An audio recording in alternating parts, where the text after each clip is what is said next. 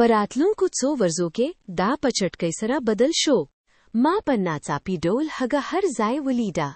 په ناڅاپي ډول زما کور ته نږدې د خوراکي توکو په پلورنځای کې کوم چې د کافي شاپ څخه 1 ساعت لرې وه، ما هغه د لومړي ځل لپاره ولیده. او یو ځل زما په گاونډ کې د شپې په وخت کې کله چې زه ناوخته ګرځېدم. دواړه ځله هغه ماته کتل، مسکا یې کوله او هیڅ یې نه ویل. او دا بېله شکه هغه وه.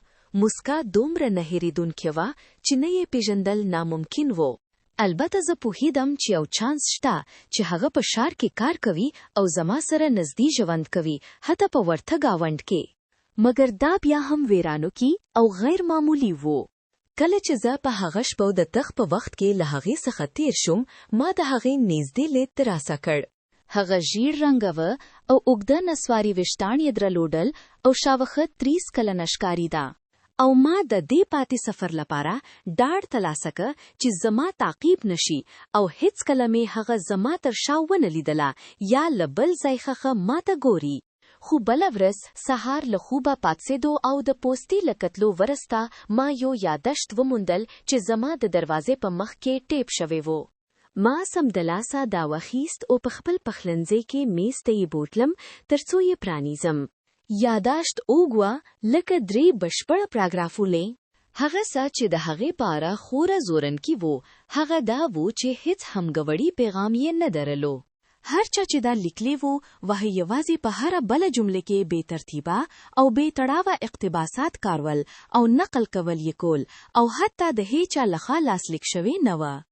زما لومړی فکر هغه ځاوه چې ما په دې ورستیو کې ډېر ځله په ویرن کې ډول لیدله، مګر دا به په دې معنا وي چې هغه واقعیا زما تعقیب کوي او زما تعقیبوي. زه هیڅ دلیل نه پوهېدم چې هغه به دا کار وکړي که څه هم. زما مطلب دی ما هغه په خپل ژوند کې یو ورځ مخکې نه ولیدلې، تر څو ورځې دمخه په کافي شاپ کې.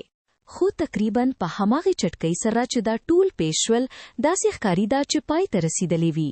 له دې لیک وروسته 2 بشپړې میاشتې تېرې شوې، پرته له دې چې د هغې لیدل یا عجیب یادښتونه یا هیڅ شی ونه لیدل شي.